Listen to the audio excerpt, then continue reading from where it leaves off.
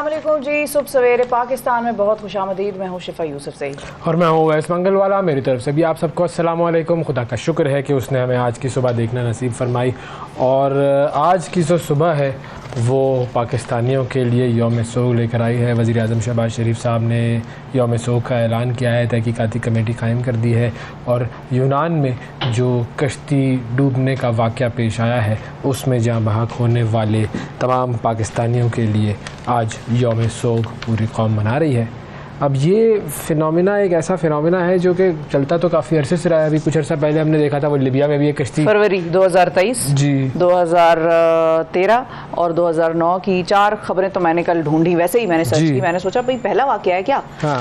और फिर मुझे ख्याल आया कि नहीं, ये तो मुतअद्दिद मरतबा हो चुका है इस मुल्क के लोगों के साथ जी। और मुतअद्दिद मरतबा कमेटियाँ बन चुकी हैं, मुतअद्दिद मरतबा FIA के जो हुकाम हैं वो इस किस्म की जितनी भी ह्यूमन ट्रैफिकिंग की वारदातें हुई हैं उनको इन्वेस्टिगेट और उनके हवाले से इंक्वायरियाँ जो हैं वो बनाई गई हैं वो जो है कमेटियाँ, और उनका क्या आउटकम हुआ, उनमें कितने लोग पकड़े, क्या हुआ, इसके बारे में अगर प्रेस को ब्रीफिंग दी जाती तो आज हम उन नंबर्स के साथ आपके सामने हाजिर होते। हम आपको बताते कि भाई वो कमेटी बनी थी उसका ये अंजाम हुआ, ये कमेटी बनी थी उसका ये अंजाम हुआ, ये रिजल्ट निकला भाई, बिल्कुल तो चल जाता। अच्छा, अब इसमें एक चीज़ ये है कि कमेटी बनाना और उसकी तहकीकात करना ये तो चलो ठीक है, एक प्रोसीजर है जो हमेशा हर चीज़ के लिए वो होता रहेगा। लेकिन असल फिनोमिना या असल जो वजूहात हैं जिसकी वजह से लोग किसी भी जगह से दूसरी जगह मुंतकिल होना चाहते हैं, अपनी जान को ख़तरे में डालते हैं, वो असल वजूहात क्या होते हैं? लोग चाहते हैं एक बेहतर माशी, एक मुस्तकबिल हो, बेहतर मुस्तकबिल हो जी, बेहतर माशी सूरत हाल हो हमारी।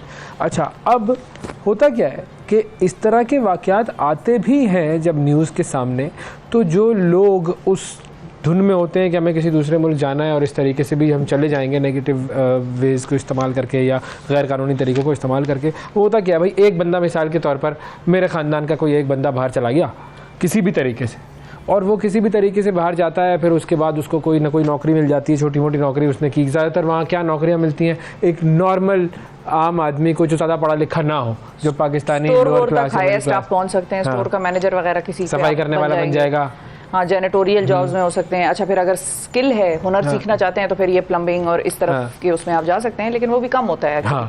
वो भी आप अगर किसी पाकिस्तानी को जानते हैं, कोई आप पे नजर करम करे और कहे आ जाओ कल से मेरी दुकान पे, तो वो आपको बिठाए और सिखा दे, तो वो फिर एक अलग लेवल आप अचीव कर जाते हैं। अब वो एक गाँव का एक बंदा चला गया या किसी एक खानदान का एक बंदा बाहर चला गया, उसने वहाँ जाकर वो डॉलर या पाउंड या जो भी उस मुल्क की करेंसी है वो भेजना शुरू की, तो जो घर वाले थे उनकी हालत थोड़ी बेहतर होना शुरू हुई। अब जब इस एक शख्स के घर की हालत थोड़ी सी बेहतर होना शुरू होती है तो तमाम लोग जो उस गांव के होते हैं या तमाम लोग जो उस फैमिली के होते हैं वो कहते हैं देखो ये जो रास्ता था ना, ये इसने सही रास्ता चुना था, अब हमें भी इसी रास्ते पर जाना है, क्योंकि वो हालात बदलते हुए देख रहे होते हैं। बिल्कुल।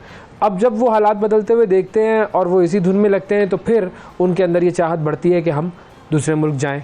फिर आते हैं यहाँ पर एजेंट्स। और कल मैं इस सारे वाक़े की मुख्तलिफ चैनल्स पे कवरेज हो रही थी, तो मैंने एक जगह पर सुना कि एक शख्स ने कहा कि हम नहीं उसके पास गए थे, एजेंट के पास, हमने नहीं उसके पास पैसे लेके गए और ये दरखास्त की कि हमारे बेटे को बाहर भेज दो, वो हमारी दुकान पे आया था। अच्छा, हमारा करियाने का स्टोर है और कहते हैं वो आता था, सामान लेता था, हम उसको उस तरह से जानते थे कि उस गाँव में वो रहता है।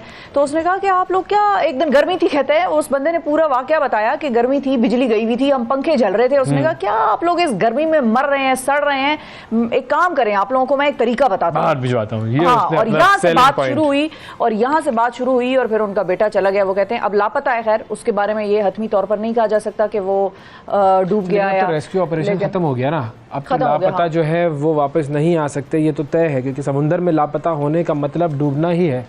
समुंदर में आप लापता हैं, रेस्क्यू ऑपरेशन ख़त्म हो गया है, तो अब तो कुछ भी नहीं हो सकता, इन्ना लिल्लाहि व इन्ना इलैहि राजिऊन ही पढ़ा जाएगा। लेकिन फिर उसके बाद उन्होंने कहा कि हमने बात की बैठ के, तो मेरी बीवी ने कहा कि नहीं ये फजूल इस किस्म की चीजें मत करो, और जो भी है अपने हाल पे खुश रहो, तुम्हारी दुकान है, तुम्हारी गांव तुम्हारी दुकान से चीजें खरीदती है, तो तुम्हें क्या चाहिए। खैर बेटे को जाहिर है बाप को भी लालच था, उसने कहा जवान है ये कहीं कमाएगा, कोई हो जाएगा, मुस्तकबिल बदल जाएगा, पता ही नहीं चल रहा कि क्या हो रहा है।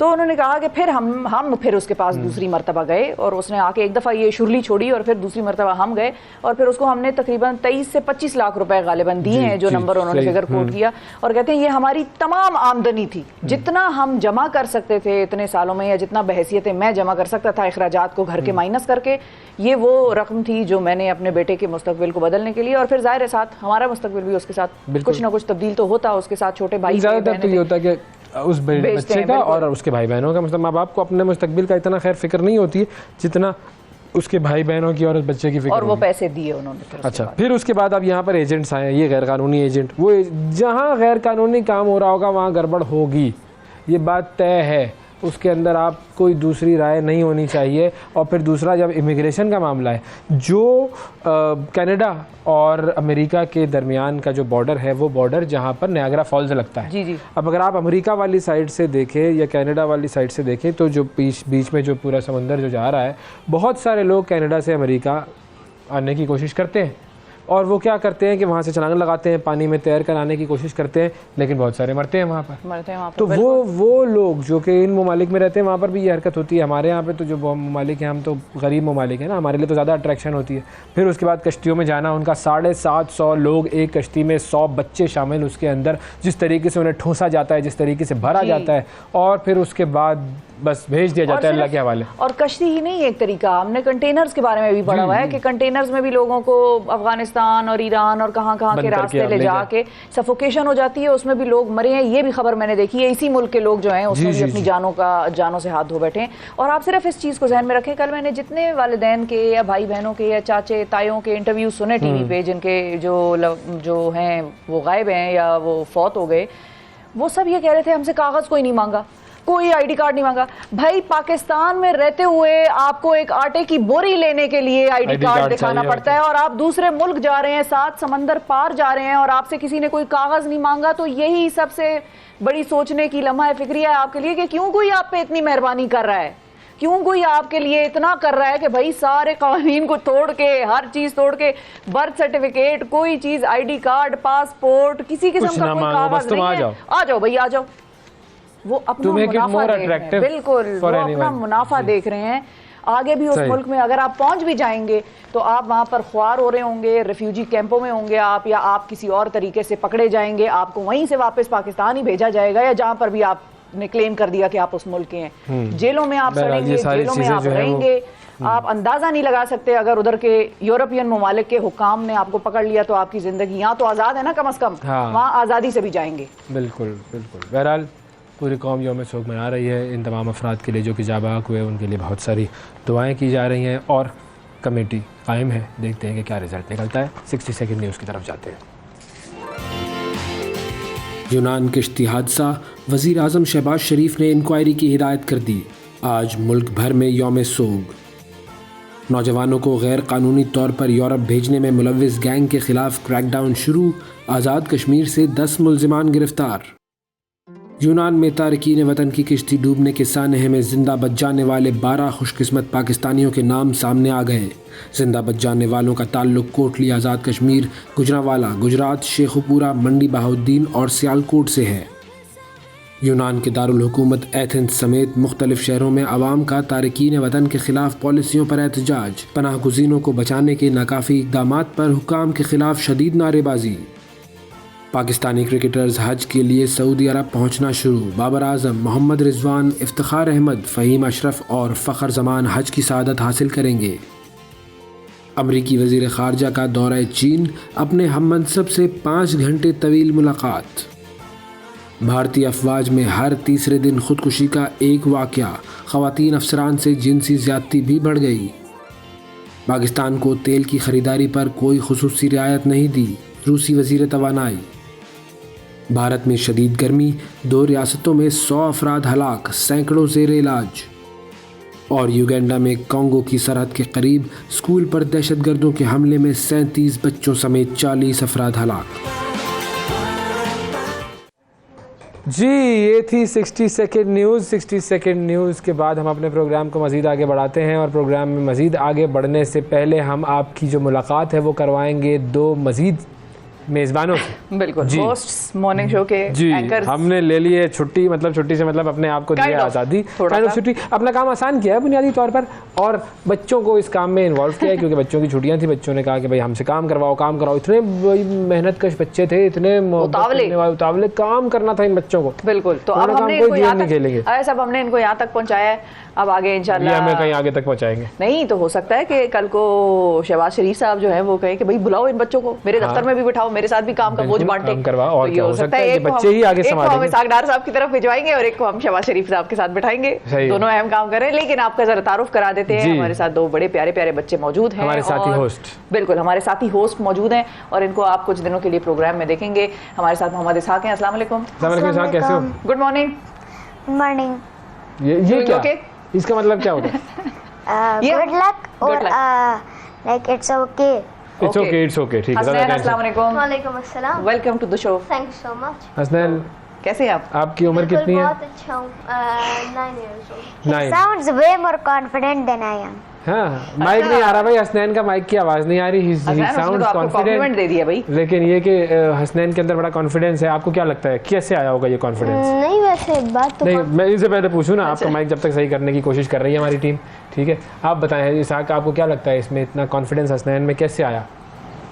You have like probably आप like ना काफी दफा आप like उससे क्या कहते हैं like different shows में गए होगे या फिर like हाँ भाई, गए शोज में आप like मैंने खुद होस्ट भी किए हैं और बहुत सारे शोज में गया भी हूँ, सो एक्सपीरियंस की वजह भी हो सकती है। हाँ, एक्सपीरियंस की वजह भी हो सकती है। वैसे भी ये मेरा सेकंड टाइम है तो फिर काफ़ी मुश्किल होता है।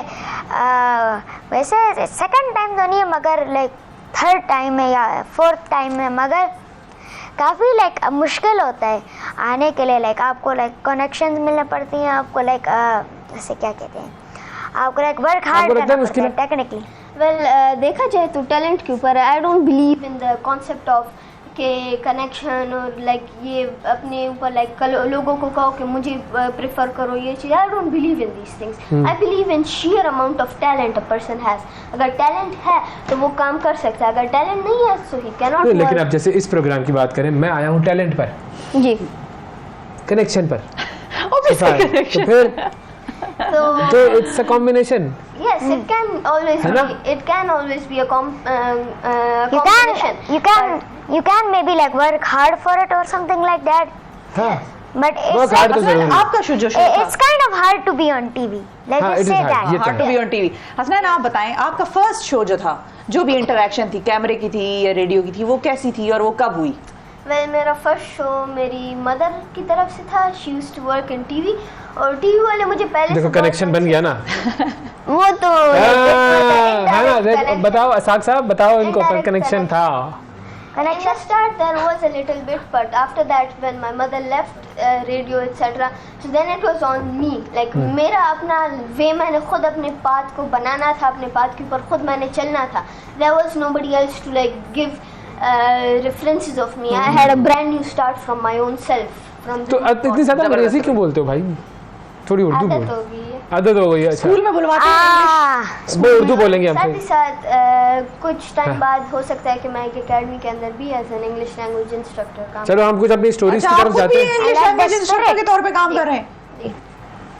होता है भाई, होता क्या है। बात है भाई, जबरदस्त। चले काश हम जरा हमें कुछ स्टोरीज भी अपनी बताते रहते हैं लोगों को। ठीक आपके है। जहन में भी कोई बात आए तो आप कर लीजिएगा, ताकि comment आप- कीजिएगा, है ना? ठीक है। अच्छा जी, 2023 की जो ताकतवर तरीन अफवाज फौज होती है ना, मुल्क की जो फौज, उसमें एक लिस्ट आई है। ग्लोबल फायर पावर ने एक रैंकिंग जारी की है। उसके मुताबिक पाकिस्तान की जो फौज है, पाकिस्तान आर्मी जो है, वो दुनिया में 7वें नंबर पर है और मुसलसल चौथे बरस बेहतर हुई है ये पाकिस्तान फौज की पोजीशन। गुज़िश्ता 3 बरसों में जो रैंकिंग है वो पहले 15वीं थी, फिर 10वीं हुई, फिर 9th पर आए और अब आ गए 7th पर। ये पाकिस्तान आर्मी की जो है एक तरीके से Capabilities। एक्नॉलेज किया है दुनिया ने उनकी कैपेबिलिटीज़ को।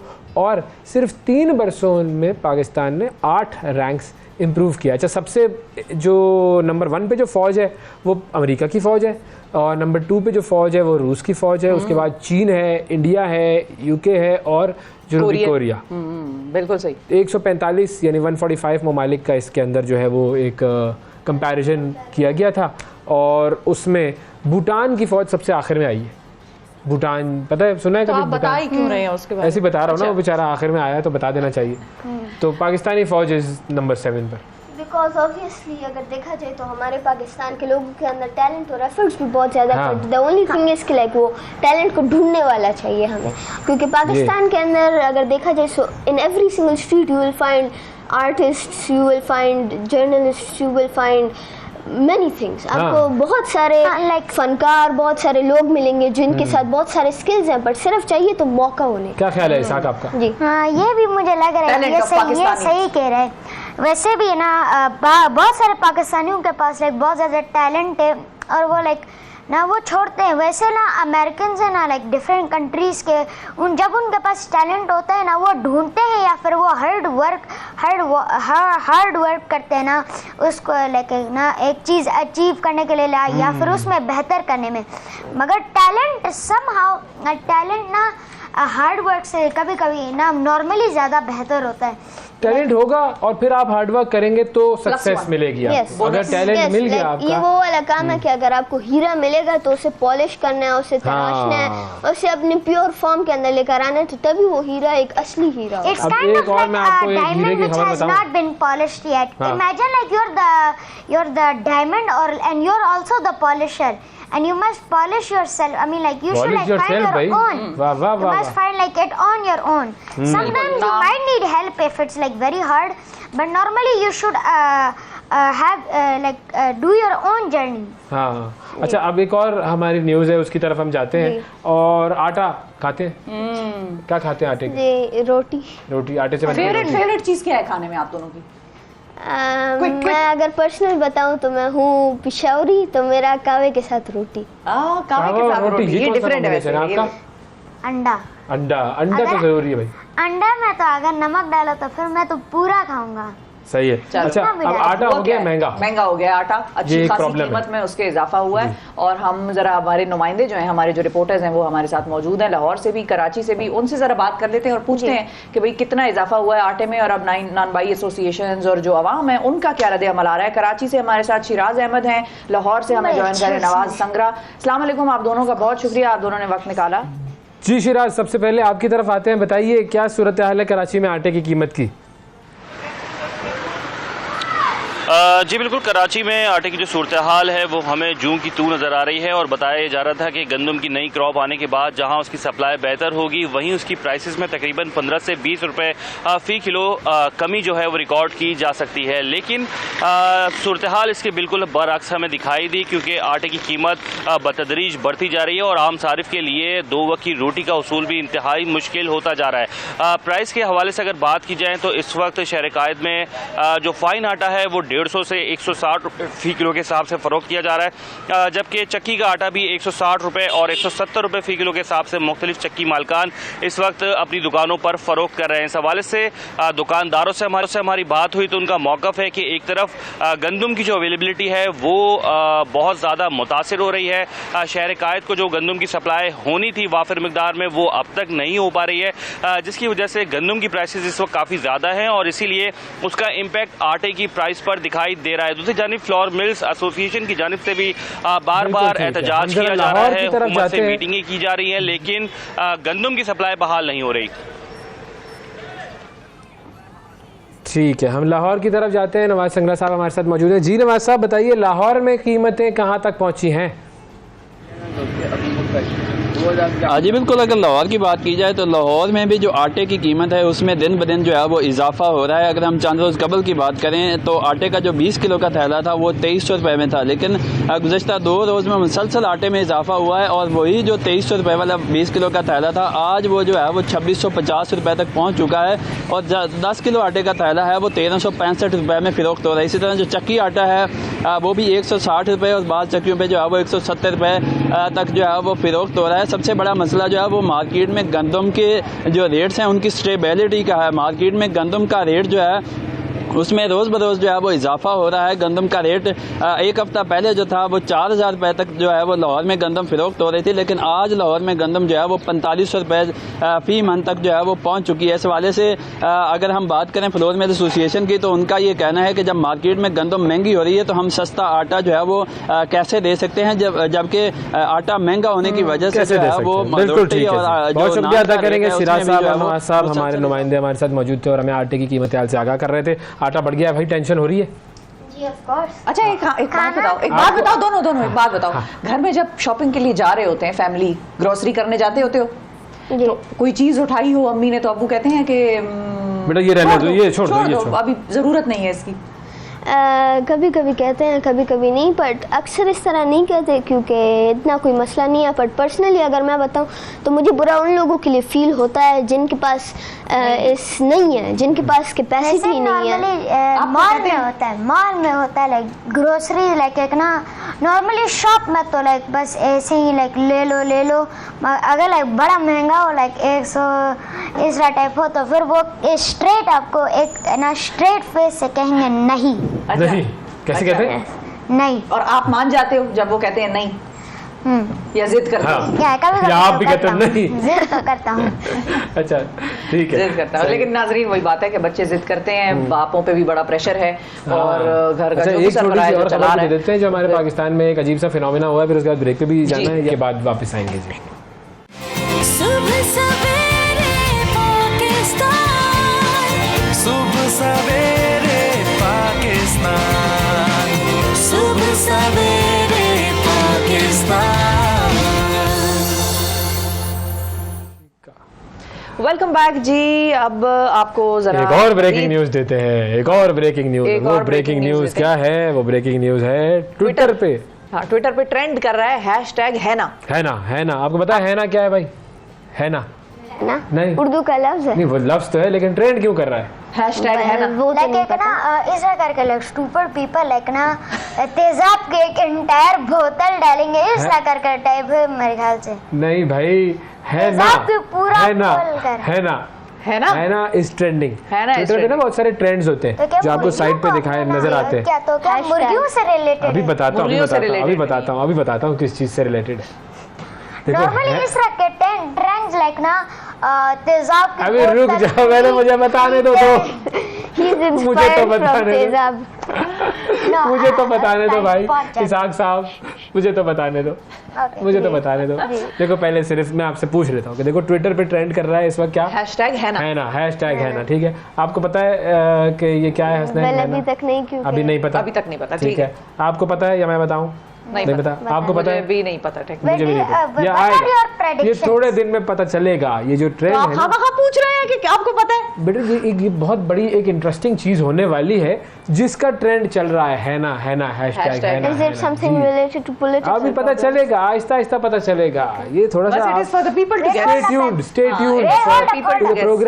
stay tuned to the program देखते रहिए। कुछ दिन में हम आपको बताएंगे कि ये हैशटैग है ना क्या है, ठीक है जी। चलो तो अगली खबरों की तरफ चलते हैं। What are your predictions? I am not predicting anything. You will have to watch the What are your program. predictions? People will watch the program and then they will come to know what is है ना।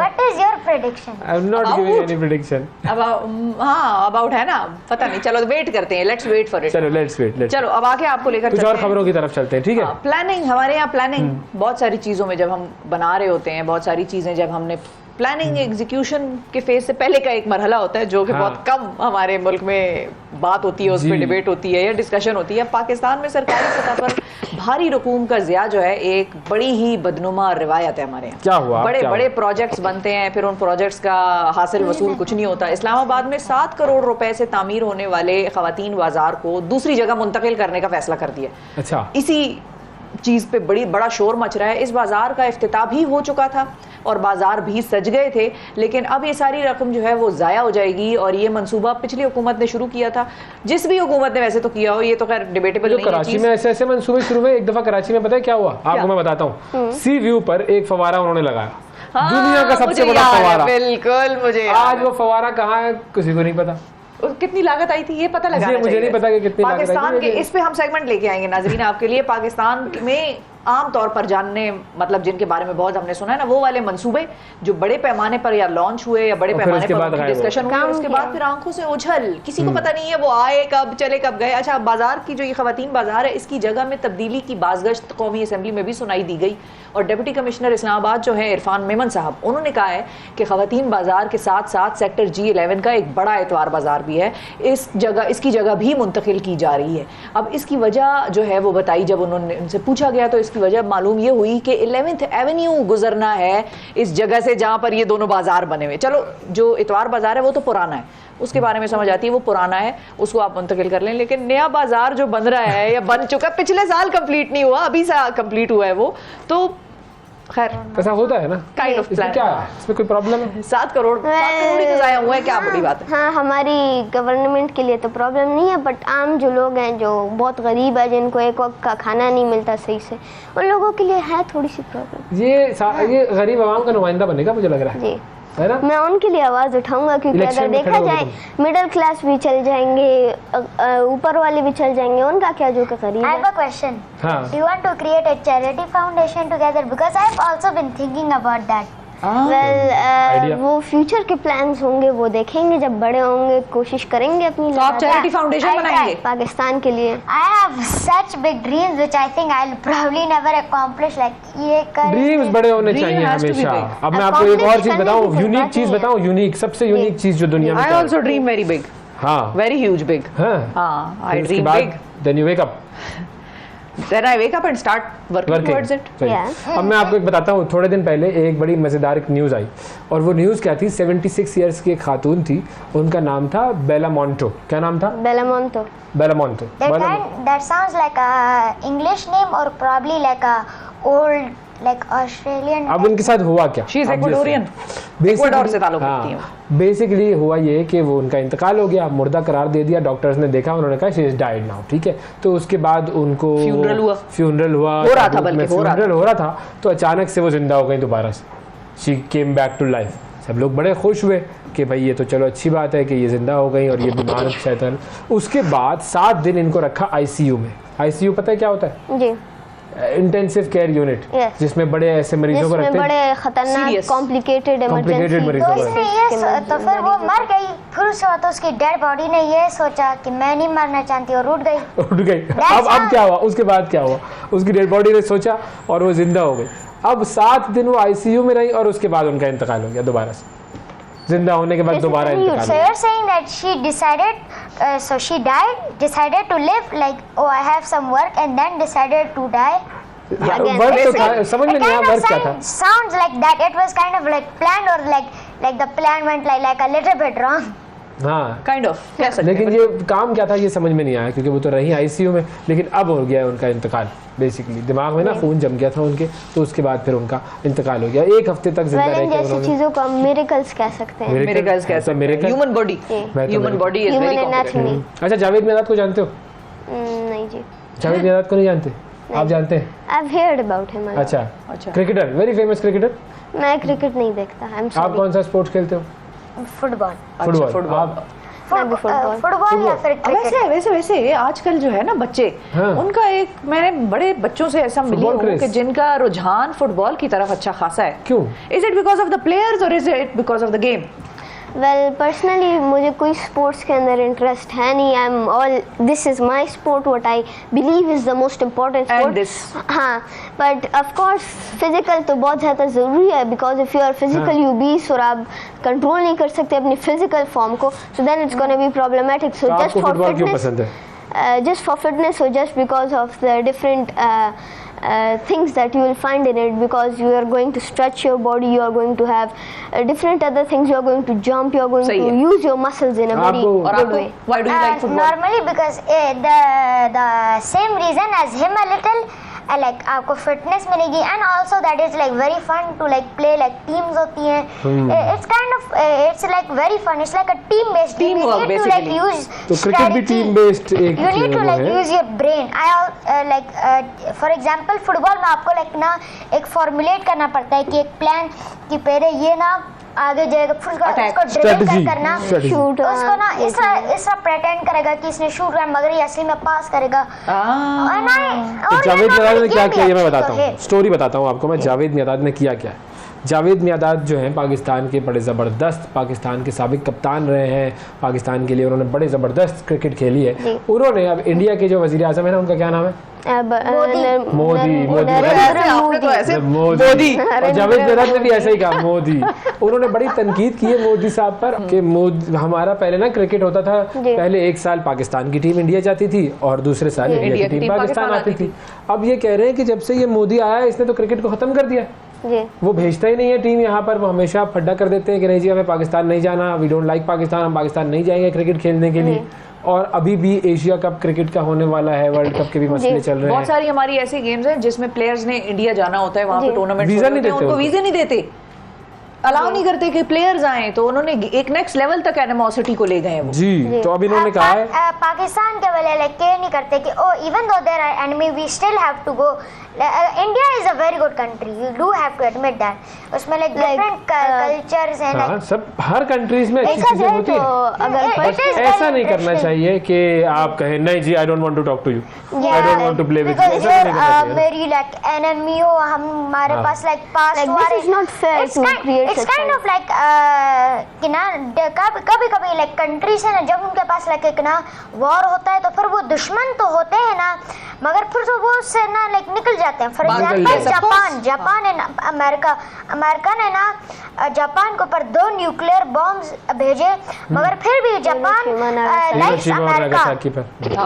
But if it's like a long history like सालों से like thousands of years. मैं कहता हूँ कि India could be a great ally for Pakistan, क्योंकि अगर हम देखें तो पुरानी झगड़ों के साथ क्या मिलेगा हमें ज़्यादा से ज़्यादा, except for destruction, chaos and havoc and mayhem. इसके अलावा हमें क्या मिलेगा? कुछ नहीं मिलेगा। लेकिन वो सोचना चाहिए ना उनको, यही तो बात है। यही तो बात कर रहे हैं वो, जावेद मियादाद साहब यही कह रहे हैं। अच्छा अब हम करते हैं एक काम, अब हम एक काम करते हैं कि कश्मीर का पता है आपको? जी कश्मीर का सबसे बड़ा प्रॉब्लम है और पाकिस्तान बिल्कुल जी कहता है सही कि कश्मीरियों को आज़ादी मिलनी चाहिए, इंडिया ये मानता नहीं है और मानना चाहिए उसको। तो अब जावेद मियादाद का बयान भी हमने सुन लिया। अब हम एक काम करते हैं, एक छोटा सा ब्रेक लेते हैं, ब्रेक के बाद एक और बड़ा खास सेगमेंट है उसके लिए हाजिर होंगे। मिलते हैं एक छोटे से ब्रेक के बाद। सुबह सवेरे पाकिस्तान। वेलकम बैक जी। अब हमारा सेगमेंट शुरू हो रहा है कि बच्चे अगर किसी ख़ास शोबे में जाना चाहते हैं, अपनी फील्ड सिलेक्ट करना चाहते हैं, तो उस फील्ड के ही जो हमारे पास ऑफिसर्स होते हैं या डॉक्टर्स हैं, आपने देखा पिछले प्रोग्राम से हमने उनके साथ बच्चों की डायरेक्टली मुलाकात कराई ताकि बच्चे अपनी मर्जी से उनसे जो सवाल पूछना चाहें उस फील्ड के बारे में वो पूछें। आज कौन सी फील्ड चुनी हमने? पुलिस। पुलिस DIG साहब हमारे साथ मौजूद हैं, शुएब खुर्रम साहब, और उनसे हम बच्चों की इंटरेक्शन करवाएंगे और वो बताएंगे कि जी कैसे बच्चे पुलिस वाले बन सकते हैं। अस्सलाम वालेकुम सर। जी वालेकुम। कैसे हैं आप? ठीक ठाक हैं शुएब साहब? आप लोग खैरियत से? बिल्कुल ठीक, जबरदस्त। बच्चे जो है हमारे साथ, बिल्कुल जोया हमारे साथ मौजूद है, जोया सरमद। अस्सलाम वालेकुम जोया। कैसे हैं? ठीक ठाक हैं आप? बिल्कुल ठीक हूँ। कौन सी क्लास में? क्लास 9th में हूँ। क्लास 9 में। ओके, थोड़ी एनर्जी तो लाए हैं, पुलिस वाला बनना है आपने भाई। पुलिस वाले के लिए एनर्जी कितनी जरूरत होती है शुएब साहब? 24 घंटे के लिए चाहिए। 24 घंटे की एनर्जी चाहिए। थोड़ी सी आप में भी टेंशन है अभी शायद कैमरे की। अच्छा तो जोया क्या पूछना चाहेंगे आप शुएब साहब से? आपके रिस्पॉन्सिबिलिटीज और ड्यूटीज क्या हैं? हाँ क्या बात है सर, जबरदस्त फौरन ही अकाउंटेबिलिटी पे आ गई है जोया। पुलिस की law and order main responsibility है, ट्रैफिक है, सिक्योरिटी है, एजुकेशन है, जो हमारी ट्रेनिंग वो भी पुलिस वाले खुद ही, हमारा कॉलेज है पुलिस ट्रेनिंग कॉलेज इस्लामाबाद में हमारे पास, और टेली के लोग हैं जो टेलीकम्युनिकेशन है। अब हमारा एक बड़ा इम्पोर्टेंट रोल है जो पुलिसिंग थ्रू हम टेक्नोलॉजी करते हैं, तो सेफ सिटी भी इस्लामाबाद जो है वो पुलिस रन कर रही है 2019 से। Kind of like a secure contain and like protect like everybody in like the country. हाँ ऐसे ही हुआ ना, protection. The police is here to protect its people. But it's like very hard to like find them or like either catch them or something like that. वो basically पूछना ये चाह रहे हैं पकड़ते कैसे हैं। हाँ जो पुलिस है ना वो बेसिकली बनी है क्रिमिनल्स को पकड़ने के लिए। हाँ। तो हमारे पास डिफरेंट टेक्निक्स होती हैं कि वो लोग, उनका नाम क्या है, उनकी रेजिडेंस कहाँ पे है, आईडी कार्ड क्या है, वो कौन सी सिमें यूज़ कर रहे हैं, कौन से मोबाइल नंबर यूज़ कर रहे हैं, तो फिर हम उन्हें टेक्नोलॉजी के ज़रिए पकड़ लेते हैं। आप लोग लाइक सिक्योरिटी कैमराज, लाइक आप उनकी कार, आप like movements, like facial expressions, like body language. सब फिल्में Yes, देखी हुई हैं ये आपने बहुत अच्छा सवाल किया है कि हम उनकी बॉडी मूवमेंट या उनकी जो गाड़ियाँ हैं उनकी मूवमेंट या जहाँ आते जाते हैं वो कैसे चेक करते हैं। तो उसके लिए हमने सेफ सिटी, आपने देखा होगा कैमराज लगे हैं मुख्तलिफ जगहों पे ना। तो अगर आप यहाँ से गुजरते हैं किसी भी रोड से, किसी मरकज़ पे, शॉपिंग सेंटर में, तो वहाँ पे हमारे कैमराज लगे होते हैं। तो अगर कोई क्रिमिनल वहाँ आते जाते हैं या जिनकी हमारे पास फ़ोटोज़ ऑलरेडी क्राइम रिकॉर्ड में मौजूद हैं, तो वो हम उनमें डाल देते हैं। और वो कैमराज जो हैं वो FR कैमराज हैं, फेशियल रिकग्निशन है उसमें। कैमरा हमें अलर्ट करता है कि ये बंदा हमें वांटेड है, ये PO है, प्रोक्लेम्ड ऑफेंडर है, ये इस केस में वांटेड है। तो वो हमारी पुलिस फिर उसे मौजूद होती है इर्द गिर्द, तो वो उन्हें पकड़ लेती है। तो जोया कुछ और पूछना चाहेंगी आप? How often do you get to use a gun? ओए होए, सीधा आइए। ये बड़ी सख्त पुलिस पहले अफसर पहले जोया का बनेंगे। सवाल हो जाए, पहले जोया का सवाल हो जाए। मैं जोया बड़ी सख्त पुलिस अफसर बनेंगे। ये सख्त पुलिस ऑफिसर She बनेगी। basically asked on how many people you have like shot. ये अगला आया अब। तो आपको पता है कि जो लोग वायलेंट क्रिमिनल होते हैं, जो लोगों को मारते हैं, उनके ऊपर फायर करते हैं, तो वो फिर अगर पुलिस से उनका इनकाउंटर हो तो वो पुलिस को भी हिट करने की कोशिश करते हैं। समटाइम्स हमारे अभी आप देखें कि इस्लामाबाद के अभी तक 59 जो लोग हैं वो अपने फ़र्ज़ की राह में शहीद हो चुके हैं। अभी हमने 2 वीक्स बैक ना एक योम तकरीम शोहदा भी मनाया, जिसमें तमाम फोर्सेस के लोगों को जो कि वतन की खातिर शहीद हो चुके हैं उनके हमने अपना ट्रिब्यूट पेश किया। तो हमारे पुलिस वाले और बाकी लॉ इन्फोर्समेंट एजेंसीज़ के लोग हैं ना, फ़र्ज़ की अदायगी में वो शहीद होते हैं, ज़ाहिर है, क्योंकि उनकी ये ड्यूटी है, उनका फ़र्ज़ है हमारे लिए लोगों को और आपको, अब बच्चों को, हमारे शहर के लोगों को प्रोटेक्ट करना है। उन्होंने इसका हलफ उठाया हुआ है। अच्छा शेख साहब, पढ़ना कितना पड़ता है? पुलिस वाला अगर किसी ने बनना हो तो मिसाल के तौर पर कोई अगर 12th स्टैंडर्ड या 12वीं जमात उसने पास कर ली, उसके बाद क्या क्या पढ़ना पड़ेगा ताकि वो DIG IG बन सके? बेसिकली तो इसका जो, अगर आप CSS करना चाहते हैं, कमीशन के ज़रिए मतलब आना चाहते हैं जॉब में एज ASP, बाद सूबों में DSP भी वो भर्ती कर रहे हैं, जैसे सिंध में और KP में। तो एक फेडरल पब्लिक सर्विस कमीशन लोगों को भर्ती करती है, ख़वातीन भी उसमें हैं, आप भी ज़रूर उसमें आ सकती हैं CSS करके।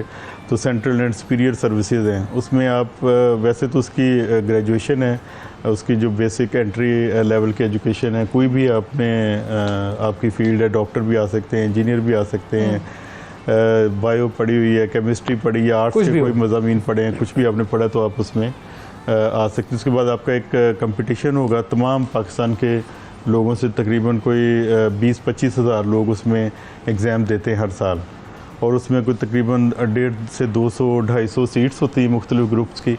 तो अभी जो पुलिस का बैच अंडर ट्रेनिंग है नेशनल पुलिस एकेडमी में, उसमें तकरीबन 26 लोग हैं। अच्छा, तो उसमें 50% हमारे साथ उनका इंटरेक्शन हुआ, अभी वो सेफ सिटी में आए हुए थे, और वो इंजीनियर्स थे।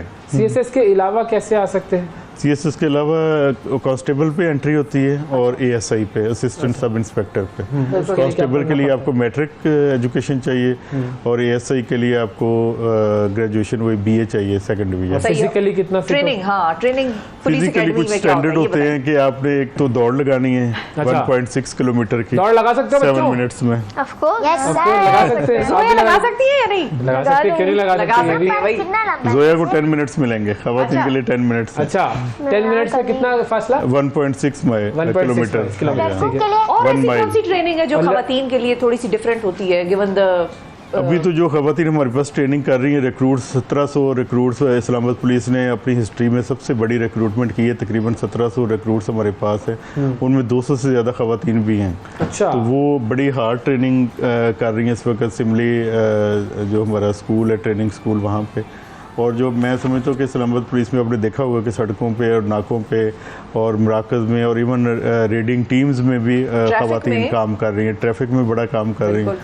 तो और जो सीनियर लेवल पे ऑफिसर हैं आपने देखा होगा कि बहुत अच्छे उन्होंने काम किया। SHO लग रही हैं ख़वातीन, ASPs हैं, SPs ज़्यादा हैं। सख्त कौन होती है, खातून SHO या मर्द SHO?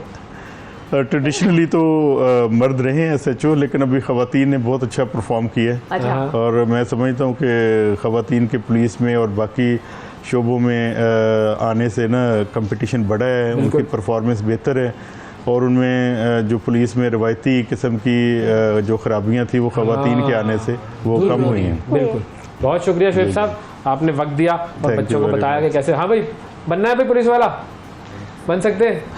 बन सकना तो आसान है, पर मसला ये होगा कि डर लगता है थोड़ा सा। सही है, हमारे सवालात का सिलसिला जो है हम यहीं पे रोकते हैं, बाकी सवाल ब्रेक में कर लेंगे बच्चे आपसे, हमें ब्रेक पर जाना है। थैंक यू, बहुत शुक्रिया आपका सर। और नाज़रीन, वक्फा लेते हैं, वक्फे के बाद दोबारा हाजिर होंगे, हमारे साथ रहिएगा। सुबह सवेरे पाकिस्तान, सुबह सवेरे पाकिस्तान, सुबह सवेरे पाकिस्तान। वेलकम बैक जी। अब है बच्चों की ज़हानत का इम्तिहान, ज़हनी आजमाइश का इम्तिहान, और हमारे साथ मौजूद हैं 2 बच्चियाँ। इन दोनों बच्चियों का तारुफ आपसे करवाते हैं। सबसे पहले हमारे साथ है जी इमसाल यासीन। अस्सलाम वालेकुम। कैसी हैं इमसाल, ठीक ठाक हैं? ठीक, आप कैसे? मैं बिल्कुल ठीक हूँ। कैसा लग रहा हूँ आपको? सही लग रहा हूँ जी। अच्छे, ड्रेसिंग सही की हुई? जी ठीक है, ओके गुड। और हमारे साथ मौजूद हैं Rumaisa Nasir. Rumaisa, how are you? मैं ठीक, आप कैसे? अल्लाह का शुक्र। अभी इनको बताया था, आपने सुना नहीं? इन्होंने भी यही पूछा था ना कि आप कैसे, मैंने बताया था, तो आपने उस वक्त नहीं सुना? मैं सुना था। फिर क्यों पूछा? फिर क्यों पूछा? ऐसे आपको क्या लगा आपका इतनी काम है, आप यहाँ देर में मैं खराब हो जाऊंगा क्या मैं सही से? तो आपका काम है, आप यहाँ बैठ कर बार बार बताएंगे, हम बार बार पूछे तो आपको। अच्छा, तो आप लोग कौन कौन सी क्लासेस में हैं, कौन से स्कूल में हैं? क्या आपकी class 9 school, Lahore school system. अच्छा, क्लास 5 लाहौर स्कूल। 9 और 5 का मुकाबला करवा दिया हमारी टीम ने। अरे हमारी टीम क्या कर रहे हो तुम लोग? तुम लोगों ने एक 9वीं क्लास की बच्ची और एक 5वीं क्लास की बच्ची बिठा दी। अब ये मुकाबला कैसे होगा? हैरान परेशान जीतने की उम्मीद कोशिश है। करते हैं, कोशिश करते हैं, तो हम हेल्प करेंगे। अब क्या हो सकता है, मजबूरी है, धांधली। देखो जब धांधली करनी पड़ जाए तो फिर क्या हो सकता है। सही है, कोई बात नहीं। अच्छा ये बताओ, आपके इंटरेस्ट क्या हैं, हॉबीज? पेंटिंग। अच्छा अच्छा, और आपकी? क्राफ्टिंग। हॉबीज क्राफ्टिंग है। क्राफ्टिंग क्या होती है? पेपर्स वगैरह से कुछ नई नई चीज़ें बनाना। Okay, very good. पेपर से नई नई चीज़ें बनाती है, वेरी गुड, ज़बरदस्त, बेहतरीन। अच्छा, ये हमारे 2 एंकर्स बैठे हैं, ये दोनों आपस में बातें कर रहे हैं। Anchors mister Ishaq and mister Hasnain. Program is live, it is going on air. Yes, और आप your body language, your entire conduct doesn't go with the live show. I'm trying to tell him from like a long time that please keep shush, but he's not even listening. I did not know that it was live. Oh my God. चलो, benefit of doubt I of thought you देते guys were like just practicing. अच्छा, हाँ, practice भी करनी पड़ती है। अच्छा, उर्दू आती है? मुहावरे आते हैं उर्दू के? नहीं आते? अंधा क्या जाने। हाँ, तिनके का सहारा। नहीं गलत। अंधा क्या चाहे तिनके का सहारा। नया मुहावरा इजाद हुआ अंधा है। क्या जाने, अंधा क्या चाहे तिनके का सहारा। वाह वाह वाह वाह भाई, वाह वाह। अंधा क्या अंधे तो तिनके का सहारा। दो आंखें। अंधा क्या चाहे 2 आंखें। हाँ, 2 आंखें। बंदर क्या जाने। अदरक का स्वाद। क्या बात है, आप जबरदस्त।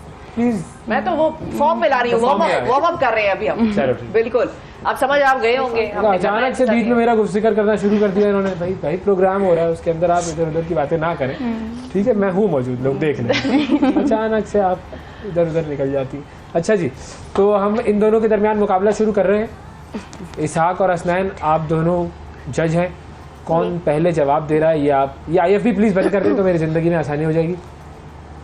अच्छा, नहीं, हमें तो आवाज आ रही है वापस। हाँ? और हमें अपने गेस्ट्स की भी आवाज कान में आ रही है जी, तो कुछ ऐसा हो रहा है, कुछ ऐसा है सिलसिला। चलो कोई बात नहीं। अच्छा, अब आप दोनों जज हैं, हम देखेंगे जो कि पहले कौन जवाब पहले देगा जवाब देता है। बता देगा कि किसने पहले जवाब We will दिया। see on who will win this competition. Yes, pen है ना वहाँ पे? पेन है? नहीं, पेन नहीं है। नहीं, चलो उंगली से लिख लो। पेन मेरे पास है, कागज इनके पास है। अच्छा, चलो ये हमारी चलो, जो जब जज आपको साहिबा हैं, देखना होगा तो फिर हम वो आपको दिखा लिखेंगे देंगे नंबर्स, ठीक है? इमसाल और Rumaisa. We will tell her on किसने पहले कहा, हाँ फिर उसके बाद ये लिखेंगे। जी, बिल्कुल सही सही। है, वेरी चलो, गुड। गौर ऐसे ही से हो। सुनना है, गौर से देखना है, आवाज आपने भी किसके मुहावरे मुंह से सीख लेने हैं इस दौरान, ठीक है? रेडी, चलो स्टार्ट करते हैं। वेट जरा रुको। I need to hear their voices so that I can know on which. हाँ जोर से बोलेंगे, जोर से बोलेंगे। ऊंचा बोलना है ताकि उन बच्चों को बेचारों को मासूम लोगों को सुनाई दे। चलो रेडी 1 2 स्क्रीन पे 3 देखना इधर आएगा। मुहावरा लाएं। कहाँ राजा भोज कहाँ, कहाँ राजा भोज और कहाँ तेली तेली नहीं आता, मैं बताता हूँ। कहाँ राजा भोज कहाँ गंगू तेली। बिल्कुल। तो मतलब कहाँ एक प्रिंस और कहाँ एक आम काम करने वाला, तुम्हारे लेवल में बड़ा फर्क है अभी। क्लास डिफरेंस को बेसिकली हाँ। इसमें उजागर किया। कहाँ ओएस मंगल वाला और कहाँ सिपाही यूसुफ, ये ऐसे भी हो सकता है। ठीक है, गुड। चलो भाई, ये next। किसी को पॉइंट नहीं मिला। नहीं जी। Next next. जितने मुंह उतनी उतनी बात मेरे को बातें बातें बातें बातें बातें। कौन था पहले वो, यानी इंसान। इंसान, ठीक है, बिल्कुल इंसान का भी एक पॉइंट हो गया। चलो रेडी, नेक्स्ट नेक्स्ट नेक्स्ट 1 2 3। छोटा डैश बड़ी बात। मुंह पहले मेरा ख्याल है नहीं इन्होंने बोला है। की बात है। अच्छा हाँ, इंसान ने बोला है ना। बिल्कुल। चलो रोमैसा और स्पीड पकड़नी है। ठीक रोमैसा है, क्या कर रही हो? 1 1 1 नहीं, नहीं 2 0 ये इनका था। 2 इंसान का 0 था। हाँ, चलो रेडी 1 2 3 एंड नेक्स्ट। दूर के डैश सुहाने, दूर के डैश सुहाने। अब और इससे ज्यादा क्या करूं? दूर के डैश सुहाने। टक टक टक टक टक टक टक। दूर के डो डो डो डो डो सुहाने। यार ढोल सुहाने। ढोल। दूर के ढोल सुहाने। जी, मतलब आपको कभी कोई चीज नहीं मिल रही होती है ना तो बड़ी अच्छी लग रही होती किसी है। और के पास आप कोई चीज देखते हैं तो वो आपको बहुत अच्छी लगती है, जब वो आपके पास आती है तो इट लूजेस इट्स वैल्यू। हाँ, चलो ठीक ये है। मुहावरा भी मेरा हुआ। चलो। मेरे 2 पॉइंट हो गए। चलो नेक्स्ट नेक्स्ट नेक्स्ट। मान न मान मैं मैं तेरा मेहमान। ये तो दोनों ने साथ बोला। उन्होंने बोला। दोनों ने साथ बोला। नहीं उन्होंने 3 1 हाँ रोमैसा ने। चलो भाई, रोमैसा को 1 पॉइंट मिल चुका है। चलो भाई। 2 पॉइंट है। मान न मान मैं तेरा मेहमान। ठीक है, नेक्स्ट। जबरदस्ती गले पड़ना। बहती डैश में हाथ धोना। गंगा। क्या बात है भाई, जबरदस्त। 4 1 क्या बात है भाई, ये कहाँ सुना है आपने? ये भी अच्छा अच्छा ठीक है आगे चलो आगे चलो अभी सुना है। अभी सुना। तो बहती गंगा में हाथ धोने का मतलब पता है? नहीं मतलब सब अगर कोई फायदा ले रहे हैं काम तो कर मैं रहे भी हैं कोई फायदा ले लूं। तो हम भी कर रहे हैं। ठीक है, जी जी। चलो जी। इसका एक next। और जरा सख्त किस्म का होता है लकीर के फकीर, वो भी होता है। नहीं लकीर के फकीर अलग है। जो जिस लकीर पे चल रहा है वो लकीर के फकीर का मतलब है वो एक ही डायरेक्शन में चलते हैं, बस वो सोचते नहीं है इधर उधर क्रिएटिव, बस जो उनसे कह दिया बस वो यही मक्खी पे मक्खी मारना। हाँ, लकीर वो इस के तरह है। फकीर। बहती गंगा अलग है, लकीर। घर चलो। का भेदी डैश ढाए। घर वो? का भेदी डैश ढाए। वो क्या था? ना घर का भेदी लंका ढाए, यानी के गंगा। लंका डाय लंका, मतलब श्री कि लंका है। आपके अपने ही किसी शख्स ने आपका कोई काम खराब कर दिया। यस, ठीक है कोई राज आपका बता दिया, मार्केट में आउट कर दिया। ठीक है, चलो ये है। बड़े खामोश तुम दोनों बैठे। नाजरीन, क्या मुहावरे जरा बच्चों के लिए मुश्किल है लेकिन इनको आना चाहिए। ऐसा ऐसा इनको याद उर्दू रहेंगे। पढ़ते हो नहीं पढ़ते हो? पढ़ते हैं। उर्दू में मुहावरे पढ़ते हो? जी। अच्छा चलो ठीक है, चलो। कैसे पढ़ते हो भाई? सही तरीके से पढ़ा करो। नेक्स्ट। जैसी करनी डैश वैसी करनी। वैसी रोमैसा वैसी रोमैसा उधर रुक गई थी वैसी। वैसी ठीक है, ठीक है भाई। जैसी करनी वैसी बननी। 2 4 you sow what you reap. हाँ you reap what you sow, क्या था वो जो भी था। सोशल हाँ you sow social you reap. हाँ सही कहो। चलो नेक्स्ट। चोर की डैश में तिनका। तिनका दाढ़ी में। उससे बोले। क्या बात है, आपने बोल दिया मैंने बोला उससे बोले। उसमें चोर हाँ, तिनका तिनका। बोला था। अच्छा हाँ। तिनका। चलो भाई। कितने हो गए? 3-3 3-3 3-3 बराबर। हो चुके 3-3 हैं। से मुकाबला बराबर है दोनों चलो। दोनों खवातीन में। 3-3 अभी खतरनाक हो रहा है। नहीं वो गलत, वो उनका हो गया था एक्चुअली। चलो जी। चोर की दाढ़ी में तिनका मतलब हाथ कंगन को डैश किया। हाँ, बड़ा मशहूर मुहावरा है, हाथ कंगन को डैश मुझे नहीं किया। आता, जेन्युइनली मुझे ये नहीं आता। बताएंगे आपको? वो क्या? हाथ कंगन को डैश किया। गिर हाथ कंकन को डैश क्या या किया? किया क्या क्या? हाथ कंगन को आरसी किया और पढ़े लिखे को फारसी किया। मतलब ये कि भाई मुझ जैसा पढ़ा लिखा आदमी मेरे लिए मुश्किल चीज नहीं है। ये हाथ कंगन को आरसी किया, मुझे इसमें कोई प्रॉब्लम नहीं क्या है, ठीक है। ये मेरे लिए काम बड़ा आसान है, तो बाएं उसको हाथ का कहते हैं खेल। हाथ कंगन को आरसी क्या। ठीक है जी आरसी। ठीक है जी। कोई ऐसा काम है आरसी जिसमें क्या आपको होता कोई प्रॉब्लम नहीं होती? यू आर वेरी गुड सारे एट काम इट मसलन क्राफ्टिंग जवाब आपने देना तो मैं दे रही हूँ। क्या कर रहे हो यार तुम लोग? चलो अच्छा आगे अगला दिखाओ भैया। अगला बताओ। बंदर क्या जाने डैश का स्वाद? अदरक अदरक। ये फिर से है ये फिर से पहले आ गया। मैं तो वैसे ही इन्होंने पेपर आउट कर दिया था।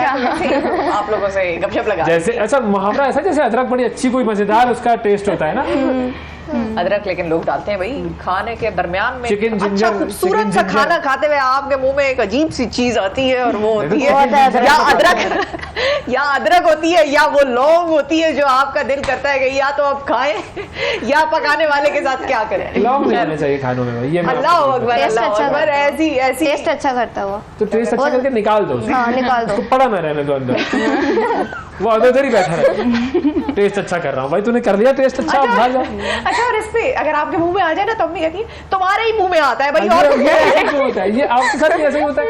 आपके साथ भी ऐसे ही होता है? जी हमारे मुंह में जी, क्यों जब आता भी है? कोई जब भी कोई तीखी चीज़ या जब भी कोई गंदी सी चीज़ आती है ना खाने के अंदर लाइक बाल वगैरह तो माँ कहती है कि तुम्हारे ही मुंह में आता है किसी और के मुंह में नहीं आता तुम्हें ये मसला होता है और किसी को नहीं ये क्या चक्कर है? जो बंदा इसका मतलब ये भी एक मुहावरा है माँ के कहने में इसमें मुहावरा छुपा है कि जिस चीज से आप लोग भाग रहे होते हैं वो आपकी तरफ आती है हाँ। भाई बाकी किसी को प्रॉब्लम नहीं है तो उसकी तरफ भी नहीं जाएगी तो आपकी प्लेट में लौंग मिलेगी आपको। एनीवे आगे चलें अगला बताएं। चलो रेडी हाँ अगला बताएं। रेडी 3 4 आगे डैश पीछे खाई खाई कुआं आगे कुआं पीछे खाई क्या कर रही हो? मतलब क्या हुआ इसका बताओ भाई। मतलब आगे भी मसला पीछे भी मसला ये शाबाश। वेरी गुड वेरी गुड शाबाश। बचना नहीं I है think there should also be like a competition on like who knows on like what it means. हाँ ये भी कंपटीशन हो सकता है। Very good idea. बिल्कुल। इसका मतलब बताएं। आगे कुआं पीछे खाई। नेक्स्ट दोनों साइड पे बोलो। चलो नेक्स्ट नाच न जाने डैश टेढ़ा। नाच न जाने डैश टेढ़ा। नाच न जाने आंगन टेढ़ा। आंगन पता है क्या होता है? आंगन कितना खूबसूरत लफ्ज है। आंगन आंगन मतलब पता है आंगन का? गार्डन गार्डन या सहन। सहन सहन आपके घर में सहन होता है। गार्डन तो सह वो हो गया बाकी तो एक शख्स से कहा कि भाई आप जरा हमें डांस करके दिखाएं तो डांस करने लगा तो फिर कहना नहीं नहीं ये जरा सहन जो है ना ये जो फ्लोर है ये सही नहीं बना हुआ है वरना मुझे तो बहुत अच्छा काम आता है मगर आपका इन्वायरमेंट सही नहीं है। मैं तो बहुत अच्छा हूँ लेकिन ये सिस्टम सही नहीं है। मैं तो हर काम कर लेता मैं तो जीत जाता लेकिन ये प्रॉब्लम सराउंडिंग्स को ब्लेम करना। बिल्कुल। सराउंडिंग्स को ब्लेम करना करते हो नेक्स्ट करते हो कभी कभी तो करते हो। देखा जाए तो हमारे माशरे में यही मसला है। लोग कहते हैं कि लाइक अगर कहीं पर हमारे जो जगह है लाइक पेशावर अगर वहाँ पर कहीं पर गंद हो या रेन हुई है कल बहुत ज़्यादा तो वहाँ पर जो है लाइक नालियों से पानी आ रहा था तो सब लोग कह रहे थे कि WSSP का मसला है गवर्नमेंट का। ये नहीं देख रहे थे कि वो दिन रात खाना खा के जो पैकेट है नालियों के अंदर गिरती है वो उनकी है। देखो ये बच्चा जिसकी कहाँ वजह है से कहाँ थे तुम इससे पहले भाई इतनी अच्छी अच्छी बातें The करते only हो। time I blame my surroundings कि जब मैं like ना लग जाती है करके ना मैं इधर चल रहा हूँ मैं आराम से चल रहा हूँ अचानक से एक चीज में पाँव लग गया तो फिर मैं बस और वो तो लगती भी बड़ी खराब है जो पाँव की छोटी उंगली किसी चीज से टकराए तो वो भी जिंदगी की एक ऐसी उस छोटी उंगली का मकसद है उसको बनाया इसीलिए गया है कि वो चीजों से टकराए और सारा जख्म सारे जो घाव है वो अपने ऊपर खाए। चलो अब तो ये होता है हम भाई। आखिरी सवाल पर आते हैं। क्या स्कोर है? 5-3 लास्ट क्वेश्चन नाजरीन लास्ट क्वेश्चन। दूध का चला डैश भी फूंक कर पीता है। दूध का चला डैश भी फूंक फूंक कर पीता है। छाछ भी फूंक कर पीता है। अगर कोई दूध गर्म हो तो छाछ ठंडी होती है जो उसे लस्सी कहते हैं। दूध गर्म पिया आपने लस्सी पीते हो? आपको एक जगह से धोखा मिला तो दूसरी जगह से भी आप डरेंगे चाहे वो धोखा ना भी मिलने वाला हो तो आप डरेंगे उससे। तो ये था मुहावरा। छोड़ो ये बताओ लस्सी पीते हो मीठी या नमकीन? नमकीन। चलो जी आप जबरदस्त। बताओ। मैंने कभी भी नहीं पी। मैं तो पीता हूँ नमकीन लस्सी। मैंने भी बेचारे बच्चे लस्सी पिलाओ आज बच्चों के लिए लस्सी का इंतजाम किया जाए नाजरीन। आज का हमारा मैंने खट्टा कभी मुझे नहीं लग पी रहा है। मुझे नहीं। आपको कौन सी? मुझे लग रहा है कि लस्सी लाइक खट्टी है। अच्छा खट्टी अच्छा होती है। दही खाया है दही योगर्ट तो वैसा ही होता है। चलो खैर चलो वेरी गुड ओके नाजरीन क्या स्कोर रहा?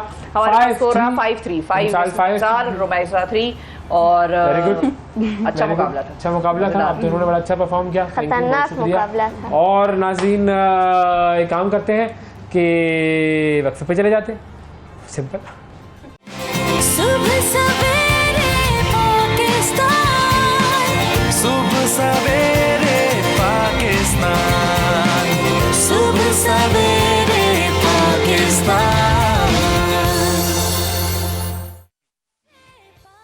वेलकम बैक जी। सुबह सवेरे पाकिस्तान में एक मरतबा फिर खुशामदीद। अब मैंने आपको बताया था पिछले हफ्ते वीकेंड पर मैं गया था गम्बट, और गम्बट पर जो है वो मैंने जाकर देखा गम्बट में जो एक सेहत की सहूलियात के लिए जो काम किया गया है। तो आइए आपको लेकर चलते हैं गम्बट। कराची से तकरीबन 400 किलोमीटर दूर सिंध का एक छोटा सा शहर है जिसका नाम है गम्बट, और गम्बट शहर में एक मुआवजा है। वो मुआवजा है Gambat institute of medical sciences.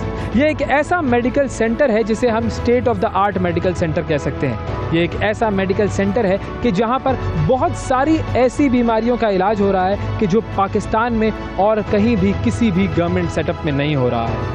गम्बट institute of medical sciences Sindh हुकूमत के ज़ेर इंतज़ाम चलाया जा रहा है। हज़ारों मरीज़ों का यहाँ पर रोज़ाना इलाज होता है। इस जगह की क्या ख़ास बात है ये मैं आपको आज दिखाता हूँ। इसके अंदर ख़ास डिपार्टमेंट कौन से हैं और कितने पेशेंट्स किस तरीके से यहाँ पर आते हैं और उनका बेहतरीन इलाज किया जाता है। आइए मेरे साथ देखिए। बहुत सारे लोगों का सवाल ये होता है कि गम्बट ही क्यों? जाहिर है एक सिंध का छोटा सा ये शहर है, वहाँ पर इतना बड़ा मेडिकल सेंटर बनाने की क्या वजह? तो उसकी वजह है इस जगह की लोकेशन। इस शहर की लोकेशन ऐसी है कि ये शहर सिंध में सेंटर पर, बलूचिस्तान से बहुत करीब, पंजाब से बहुत करीब। तो ये एक ऐसी जगह है जहाँ से तमाम सूबों के पेशेंट्स को सर्व किया जा सकता है, और इस जगह को स्ट्रेटेजिकली ख़ास तौर पर चुना गया और यहाँ पर ये एक state of the art medical centre बनाया गया। ट्रांसप्लांट एक ऐसा प्रोसेस है कि जो कि बहुत ज़्यादा महंगा भी है उसका इलाज, और मरीज़ जो है वो इसमें बहुत ज़्यादा तकलीफ़ में होता है, तब जाकर उसको ट्रांसप्लांट की ज़रूरत पड़ती है। और जब उसका कोई इलाज बाकी नहीं रह जाता तो फिर आखिर में डॉक्टर्स ट्रांसप्लांट तजवीज़ करते हैं। लिवर ट्रांसप्लांट के लिए पाकिस्तान का सबसे बड़ा लिवर ट्रांसप्लांट सेंटर गम्बट में मौजूद है। इसके अलावा यहाँ पर और भी डिपार्टमेंट्स हैं। अब यहाँ पर ये जो दूसरा डिपार्टमेंट सामने है वो है गम्बट हार्ट सेंटर। दिल के जो मरीज़ हैं उनका भी यहाँ पर इलाज किया जाता है। इससे आगे यहाँ पर ऑर्गन ट्रांसप्लांट सेंटर है।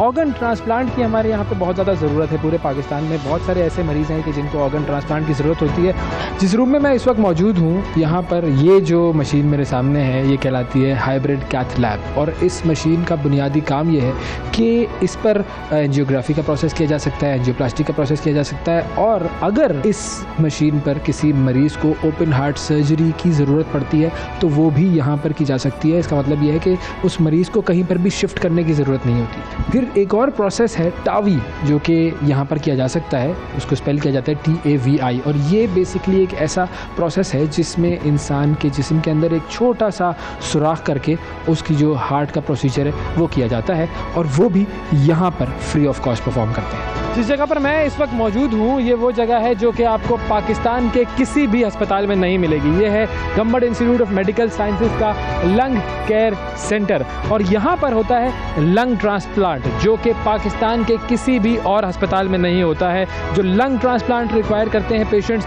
वो यहाँ पर आते हैं, उनका मुकम्मल तौर पर इलाज होता है। Gambat institute of medical sciences में कॉक्लियर इम्प्लांट सर्जरी भी होती है। अब ये सर्जरी क्या है ये डॉक्टर मकबूल हमें बताएंगे। बुनियादी तौर पर बच्चे जो पैदाइशी तौर पर सुन बोल नहीं सकते उनको ट्रीट किया जाता है इस सर्जरी के ज़रिए। अस्सलाम वालेकुम। वालेकुम सलाम। सर थोड़ा सा हमें सर्जरी के बारे में बताएं कि ये सर्जरी क्या होती है और किस तरह से बच्चों को ट्रीट किया जाता है। ये कॉक्लियर इम्प्लांट सर्जरी हम उन बच्चों में करते हैं जो कि अक्सर पैदाइशी तौर पे क़ुव्वत समात के बग़ैर पैदा होते हैं। तो क़ुव्वत समात नहीं होती तो बच्चे फिर बोलना भी शुरू नहीं करते। तो ऐसे बच्चों का जो वाहिद ट्रीटमेंट है आजकल वो यही है कि कॉक्लियर इम्प्लांट सर्जरी की जाए। कॉक्लियर इम्प्लांट एक डिवाइस होती है जो कि हम ऑपरेशन करके कान के अंदर वाले हिस्से में रखते हैं, और फिर उसको तकरीबन 1 महीने बाद उसका स्विच ऑन किया जाता है। जब स्विच ऑन किया जाता है तो बच्चे बिल्कुल नॉर्मल की तरह सुनना शुरू करते हैं। गम्बट इंस्टीट्यूट ऑफ मेडिकल साइंसेज का एक और मौजज़ा, या यूँ कहिए कि एक मौजज़े का एक और हिस्सा, ये बिल्डिंग जो मेरे पीछे है, centre of haematology and bone marrow transplant. अब बोन मैरो ट्रांसप्लांट जो है वो एक ऐसा मामला है कि जो कि पाकिस्तान के किसी भी सरकारी अस्पताल में फ्री नहीं होता है। तो जो भी बोन मैरो ट्रांसप्लांट के मरीज़ होते हैं उन्हें जाना पड़ता है प्राइवेट अस्पतालों में, जहाँ पर ज़ाहिर है लाखों रुपए इस पूरे मामले पर खर्च होते हैं। लेकिन गम्बट में ये जगह पर, इस अस्पताल में, गम्बट इंस्टीट्यूट ऑफ मेडिकल साइंसेज में, ये वो डिपार्टमेंट है जहाँ पर फ्री ऑफ कॉस्ट ये इलाज किया जाता है, बोन मैरो ट्रांसप्लांट किया जाता है, और 2 साल में तकरीबन 55 bone marrow transplant Gambat institute of medical sciences के इस डिपार्टमेंट में सरअंजाम दिए जा चुके हैं। तो आइए इस डिपार्टमेंट को अंदर से देखते हैं। फैसिलिटीज़ यहाँ पे जो हेमाटोलॉजी जितने खून से रिलेटेड अमराज हैं, जिसमें बिनाइन अमराज जो like aplastic anaemia, thalassaemia, bleeding disorders, और उसके बाद मेलिग्नेंसी जो कि कैंसर रिलेटेड मसाइल हैं, जिसमें ब्लड कैंसर्स हैं और लिम्फोमा, माइलोमा, उनका तशख़ीस की जाती है, इलाज किया जाता है। और जिनको बोन मैरो ट्रांसप्लांट की ज़रूरत होती है, which is our speciality bone marrow transplant, वो यहाँ पे ऑफर किया जाता है। ऑन्कोलॉजी डिपार्टमेंट को लीड करते हैं डॉक्टर सिप्तैन साहब, उनके साथ हम मौजूद हैं इस वक्त। और ये जो एरिया है इस डिपार्टमेंट का, यहाँ आपको पीछे नज़र आ रहा है लिखा हुआ लाइनैक 1, लाइनैक 2, ये क्या है ये हमें बताएंगे। वालेकुम सलाम। ये मशीन जो आपको जो सामने आप देख रहे हैं, इसका काम ये होता है कि जिस पेशेंट्स को आफ्टर सर्जरी के बाद ट्यूमर पीछे रह जाता है, रेडिएशन की इंडिकेशन बन जाती है, रेडिएशन की ज़रूरत होती है, उसमें ही रेडिएशन के पर्पज़ के लिए इस्तेमाल होती है। अब गंबट चूँकि एक ऐसी जगह पर मौजूद है जो कि नेशनल हाईवे के करीब है, तो इसीलिए यहाँ पर एक्सीडेंट्स भी काफ़ी ज़्यादा होते हैं, इमरजेंसी रिस्पांस की बहुत ज़्यादा ज़रूरत होती है। इसलिए Gambat institute of medical sciences में एक इमरजेंसी रिस्पांस सेंटर भी बनाया गया है, जहाँ पर 24 घंटे किसी भी इमरजेंसी की सूरत में मरीज़ आ सकते हैं। यहाँ पर CT स्कैन भी होता है, एक्सरे भी किया जाता है, ECG की भी सर्विसेज मुहैया की जाती हैं यहाँ पर। इसके अलावा एक ऑपरेटिंग रूम भी है जो कि मुकम्मल तौर पर तमाम जो भी एसेसरीज होती हैं उससे इक्विप्ड है, और यहाँ पर ऑपरेशन भी इमरजेंसी में किया जा सकता है। फिर इसके अलावा अल्ट्रासाउंड वगैरह की भी फैसिलिटी मौजूद है। तो ये रैपिड रिस्पांस सेंटर भी यहाँ की एक बड़ी ख़ास फैसिलिटी है।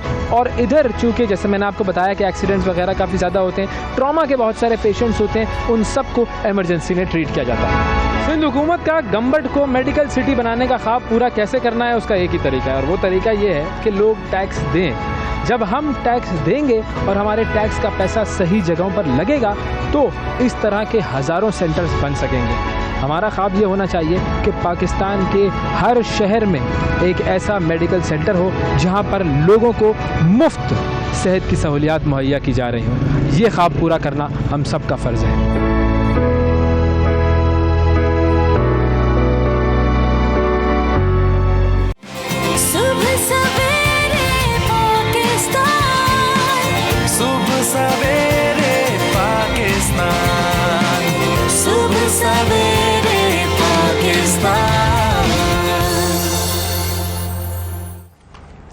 वेलकम बैक जी। अब कुछ बात करते हैं उस सानहे की जिससे कि हमारा मुल्क जो है वो गुजर रहा है, लेकिन ये पहली मर्तबा नहीं है। जिस तरह से हमने आपको शुरू में बताया था कि ये बार बार इस किस्म के वाक़यात होते रहते हैं, और हम ये जानना चाह रहे हैं कि अब इन वाक़यात का तदारुक कैसे होना है, क्योंकि रीज़न्स तो हम सबको बहुत हद तक मालूम है। हमारे साथ जी सबसे पहले मेरे ख्याल में हम रिपोर्टर हमारे जो नुमाइंदे हैं मोहम्मद अफजल साहब, उनकी तरफ चलते हैं, जो कि कोटली कश्मीर में मौजूद हैं। कोटली के भी काफ़ी सारे लोग इस हादसे में जाँ बाक हुए। अस्सलाम वालेकुम अफजल साहब। जी वालेकुम सलाम। अफजल साहब, मुझे ये बताइए कि जो हादसे में जो जाँ भाग हुए हैं लोग, उनके लवाहिकीन से जो आपकी बात हुई, उन्होंने क्या बताया आपको इस वाक़े के हवाले से, तफसीलात किस तरीके से उन लोगों को ट्रैप किया गया था? जी, उन लोगों को अक्सरियत जो उर्सा है उनको इस चीज़ का इल्म ही नहीं था कि उनके जो अपने हैं वो अपने तौर के ऊपर बाहर जाने के ख्वाब देखते हैं। और ये अगर बात की जाए यहाँ के इलाके की, तो ये इलाका इतना पसमानदा नहीं है।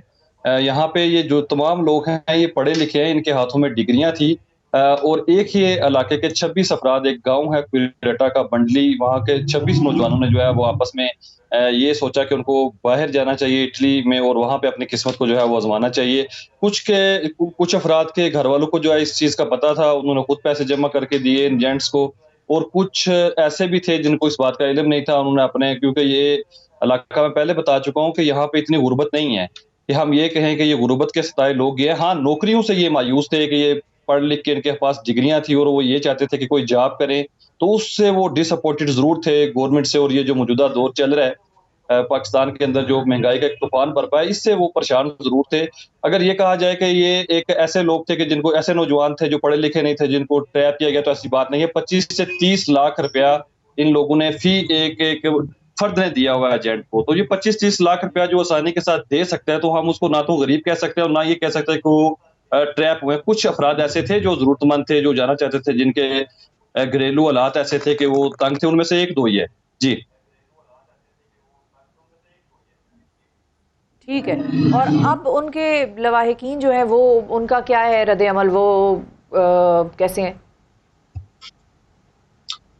शफा देखें, बात सीधी सी है कि जब आपको इस चीज़ का अंदाज़ा हो जाए कि यहाँ पे मीडिया के ऊपर जो है पाबंदी लग चुकी है, ज़िली इंतज़ामिया डिप्टी कमिश्नर साहब ने जो है इन अफराद ने जो है वो जाकर ये कहा कि मीडिया यहाँ पे आता है, जबकि हमारे घर वालों को वर्षा में से किसी को भी, जो किसी का वालिद बीमार है, किसी की वालदा बीमार है, तो उनको इस चीज़ का इल्म नहीं है। मैं खुद, क्योंकि ये 92 न्यूज़ ने सबसे पहले इस चीज़ को जो है वो हाईलाइट किया था, तो मैं जब वहाँ पे गया हूँ तो मुझे उन्होंने खुद ये कहा कि देखिए हमारे वालिद साहब जो हैं वो बीमार हैं, वो अपनी सब्जी की दुकान जो है खोल के बैठे हुए हैं, हमारे अंदर इतनी जरूरत नहीं है कि उनको ये कहे कि हमारे साथ ये हादसा हो गया, उनको इल्म नहीं है। तो आप वहाँ पे जाएंगे तो एक जो है ना अजीब सी टेंशन क्रिएट होगी हमारे लिए। अभी हमें डेड बॉडीज नहीं मिली, तो हमारे घरों में जो है वो सफाई मातम पहले ही बिछ गया है, तो जो बीमार हैं उनके लिए हमें संभालना जो है ना मुश्किल हो जाएगा। इसके साथ साथ अभी जो मुतालबा कर रहे हैं वो डीएनए टेस्ट का मुतालबा उनका ये है कि हमें बजाय इस्लामाबाद में भेजा जाए, हमारे अफराज ज्यादा है, हमें यहाँ पे आके डीएनए की सहूलत जो है वो गवर्नमेंट प्रोवाइड करे, हम वहाँ पे नहीं जा सकते ताकि हमें अपनी लाशें मिल सके। जी ठीक है, बहुत शुक्रिया जी। मोहम्मद अफजल साहब हमारे साथ मौजूद थे। अब इश्तराक नज़ीर साहब करते हैं, पाकिस्तानी जर्नलिस्ट हैं और एथलीट भी हैं जो कि यूनान में होते हैं। अस्सलाम वालेकुम इश्तराक साहब। जी वालेकुम सलाम। बहुत शुक्रिया सर, आपने वक्त निकाला। सबसे पहले तो ये बताइए इस वाक़े की क्या तफसीलात आप हमें दे सकते हैं, और कितनी ज़्यादा इस किस्म के वाक़यात जो हैं वो यूनान से होते हैं, इस किस्म की कश्तियाँ निकलती हैं दूसरे यूरोपीय ममालिक में जाने के लिए? जी, इस किस्म के वाक़यात तो रोज़ाना होते रहते हैं, लेकिन इतना बड़ा हादसा जो है वो पहले मैंने कभी नहीं देखा। तो इस हादसे में जो पाकिस्तानी जिंदा बचे हैं, 12 पाकिस्तानी, उनसे मेरी बात हुई। वो भी हिरासती कैंप में हैं, इमिग्रेशन के दौर से गुजर रहे हैं। तो उनसे जब बात हुई तो उन्होंने मुझे बताया कि जुमा के रोज़ ये शिप लिबिया से निकला। हम 310 पाकिस्तानी थे टोटल, इसमें 750 लोग थे। तो ज़्यादातर पाकिस्तानी जो हैं उनको शिप के निचले हिस्से में बिठाया गया था और ऊपर से बंद किया गया था। तो अभी जो है वो 3 दिन से भटक रहे थे, इनका शिप जो है वो ख़राब हो गया था। तो इन्होंने कॉल्स भी की, जो मुताल्लिका मतलब कि ग्रीस के अंदर थे, ये ग्रीस के पानियों में थे, तो इन्होंने कॉल्स भी की, लेकिन आगे से जवाब नहीं आया। रेस्क्यू उन्होंने कहा कि गो टू इटली, ये कॉल भी रिकॉर्ड हुई है बरतानिया के यूनान के जो हुकाम हैं, जो रेस्क्यू वर्कर्स हैं, उनकी भी गफलत सामने आई है इसमें। जी बिल्कुल बिल्कुल। और इनका कहना है, इन पाकिस्तानियों का, कि यूनानी कोस्ट गार्ड जो हैं उन्होंने रस्से से रेस्क्यू करने की कोशिश की और शिप उलट गया। और जब शिप उल्टा तो कोस्ट गार्ड जो हैं वो 20-25 मिनट वो शिप पर मतलब कि रेस्क्यू जो उनका बहरी जहाज है उस पर खड़े होके देखते रहे। जब मुकम्मल तौर पे शिप डूब गया तो ऊपर जो लोग आए उनको उन्होंने रेस्क्यू किया और दूसरे नीचे ही चले गए टच जोन में। ठीक है जी। और इसी वजह से अब जो है यूनान के लोग प्रोटेस्ट कर रहे हैं कि चाहे ये लोग तारकीन वतन थे, चाहे इमिग्रेंट्स थे, चाहे ये गैर कानूनी तौर पर आ रहे थे, हमारे अपने जो अथॉरिटीज़ हैं वो क्यों इनको बचाने में नाकाम रहे। बहुत शुक्रिया अदा करेंगे। इश्तराक नज़ीर साहब हमारे साथ मौजूद थे। उसामा है जो कि लापता फिलहाल कहलाए जा रहे हैं, उनके भाई हैं उमर हमारे साथ। अस्सलाम वालेकुम। वालेकुम अस्सलाम। जी उमर, ये बताएं कि कोई खैर खबर आपके भाई की आप तक पहुंची अभी तक? अभी तक तो मैडम कोई प्लान पहुंची है, कोई जो खबर है वो अभी तक कोई हमारे सामने नहीं आई है। और जो पाकिस्तानी सिफारत खाना है यूनान का, उसके साथ आपका राब्ता है? पाकिस्तानी जो सिफारत खाना के साथ राब्ता है, अभी तक कोई कंफर्मेशन नहीं आई है, कोई ठोस सबूत नहीं आए हैं हमारे साथ। अच्छा। और गए कब थे वो आपके भाई यहाँ से? वो 1 माह कबल गए यहाँ से लीबिया की तरफ। तो हमारा जो लास्ट दफा कॉल हुई है हमारे भाइयों से, वो रात को हुई थी कॉल। ठीक है, तो आखिरी बार कब बात हुई थी और क्या बात हुई थी आपकी उनसे? 9 जुमेरात को हमारी बात हुई है। तो कह रहे थे कि हम यहाँ से निकलने लगे हैं, हमारा ना 3 दिन राब्ता नहीं हो सकता, तो हम 3 दिन के बाद आपसे खुद राब्ता करके वहाँ पहुँच के राब्ता करेंगे। तो 3 दिन करने के बाद हम इंतजार में यही देखते कि हमारा भाई हमें कॉल करेगा, हमें बताएगा कि भाई मैं पहुँच गया हूँ। तो चौथे दिन हमें ये हादसे का पता चलता है कि ये इस तरह मतलब वो हादसा हो गया। तो हम ये सोचकर हमारी जो पैरों से ज़मीन मदद निकल गई है और हम मतलब कि अब तक हम इसी परेशानी में है कि खुदाया हमारे भाई सलामत हो। अल्लाह करे बिल्कुल। अगर अभी तक कोई और कॉन्फर्मेशन नहीं आई तो अल्लाह करे कि खुश खबरी आप लोगों की तरफ आए। जाते जाते ये बता दीजिए आखिर में कि कागजात वो लेके गए थे कोई किसी किस्म के, आप लोगों के एजेंट्स से ने आप लोगों से कोई पासपोर्ट, कोई ID कार्ड, कोई ऐसा कागज वागज कुछ मांगा था? नहीं, इस तरह का कुछ कागज नहीं था मांगा। भाइयों के पास ही था सारा पासपोर्ट वगैरह, भाइयों के पास नहीं था। सही पासपोर्ट था, ट्रैवल कर रहे थे पासपोर्ट के साथ? पासपोर्ट सारा था, पासपोर्ट था। ठीक है जी, बहुत शुक्रिया अदा करेंगे आपका। अच्छा जी, इस वक्त हमारे साथ साइम सुल्तान साहब मौजूद हैं, डिप्टी डायरेक्टर हैं anti human trafficking circle FIA। अस्सलाम वालेकुम साइम साहब। सर बहुत अफसोसनाक वाक़या है, लेकिन कभी कभी इंसानी अकल तस्लीम करने से कहती है कि इतने सारे लोग एक साथ निकलते हैं और उसके बाद जमा होते हैं और पूरा ये एक सिस्टम चलता है जिसके अंदर एजेंट्स भी होते हैं और इन्वॉल्व होते हैं और इतना बड़ा वाक़या हो जाता है और हम सब शायद देख ही रहे होते हैं। जी बिल्कुल, ये ह्यूमन ट्रैफिकिंग जो है, इंसानी स्मगलिंग और ह्यूमन ट्रैफिकिंग, ये बहुत ही एक हेनस क्राइम की कैटेगरी में कंसिडर होता है ग्लोबली और ये बहुत ही ख़तरनाक किस्म का ऑफेंस है। लेकिन अनफॉर्चुनेटली हमारी सोसाइटी में इसको इस तरीके से समझा नहीं जाता, इसको एक रूटीन की चीज़ समझा जाता है और जबकि ये एक ट्रांसनेशनल ऑर्गेनाइज्ड क्राइम है और इसमें इसकी रोकथाम में भी बहुत मुश्किलात हैं क्योंकि इसमें बहुत सारे मुल्कों में लोग इन्वॉल्व होते हैं और एक ऑर्गेनाइज नेटवर्क के तौर पे ये काम करता है। तो हमारी अथॉरिटीज़ जैसे आपका इदारा है वो क्या करता है इसकी रोकथाम के लिए? हम इसके लिए जो भी हमें कंप्लेंट्स आती हैं उस पर हम फोर्थविथ जो है इंक्वायरीज़ और इन्वेस्टिगेशंस कंडक्ट करते हैं और हमारे 26 जो है एंटी ह्यूमन ट्रैफिकिंग सर्कल्स जो हैं अक्रॉस द पाकिस्तान वो इस्टेब्लिश्ड हैं जो कि रेगुलरली इस मेनेस से लड़ने के लिए जो है हर वक्त काम कर रहे होते हैं। और उसका सक्सेस रेट क्या है जो भी आप लोगों के ऑपरेशन या कार्रवाइयाँ हो रही होती हैं? जी हमारा सक्सेस रेट काफ़ी अच्छा है। For example last year we registered around 3000 cases across Pakistan and which pertain directly to human trafficking and migrant smuggling और उसमें तकरीबन 2500 प्लस जो है हमारा हमने कन्विक्शंस हासिल की हैं जो लोगों को सज़ाएं हुई हैं। और वो सज़ाएं क्या होती हैं? सज़ाएं उसमें ये मिनिमम 2 साल से लेकर तकरीबन 14 साल तक की जो है मैक्सिमम सज़ा जो है एंटी जो ट्रैफिकिंग इन पर्सनस प्रिवेंशन वाला एक्ट है उसमें 14 साल तक की सज़ा जो है वो इंक्लूडेड होती है और फिर जो माइनर ऑफेंसेस होते हैं उसमें फाइन्स भी होते हैं। अब इसमें अगर कोई शख्स ये कहे कि मैं तो अपनी मर्ज़ी से गया था भाई उसके साथ, या मेरा बेटा अपनी मर्ज़ी से गया था, अब आप उसको किस चीज़ पे वो करेंगे, कॉन्विक्ट करेंगे कि भाई जाहिर है उसने पैसे दिए अपनी मर्ज़ी से, वो विल थी उसकी, फ्री विल थी, पीछे से फिर अगर उसकी फैमिली आकर बयानात दे दे कि नहीं इसने हमारे बच्चे को वर्गलाया या चलो वो प्रोवोकेशन के उसमें आएगा तो वो कहेंगे कि हम तुम्हारे घर बंदे भिजवा देंगे, बेटी उठवा लेंगे, या इस किस्म की धमकियां भी होती हैं। तो उनसे फिर किस तरह डील कर रही हैं ये सारी फैमिलीज? क्योंकि बहुत सारे लोग हैं, आज हम लोगों को लेना चाह रहे थे प्रोग्राम पे, उन्होंने कहा कि हम इसलिए टीवी पे नहीं आ सकते कि उन्होंने कहा कि अगर आप टीवी पे आए तो आपके बच्चे की लाशें जो हैं वो हम आपको भेजेंगे नहीं या हाथ नहीं लगने देंगे। मतलब जी ये इतने ख़तरनाक क्रिमिनल गैंग्स हैं कि ये इसी तरीके से ऑपरेट करते हैं जैसे आप बता रही हैं, लेकिन इनके लिए कवानीन भी इतनी सख्त गवर्नमेंट बना चुकी है जिसमें ट्रैफिकिंग इन पर्सनस की प्रिवेंशन का एक्ट है और prevention of smuggling of migrants का एक्ट है।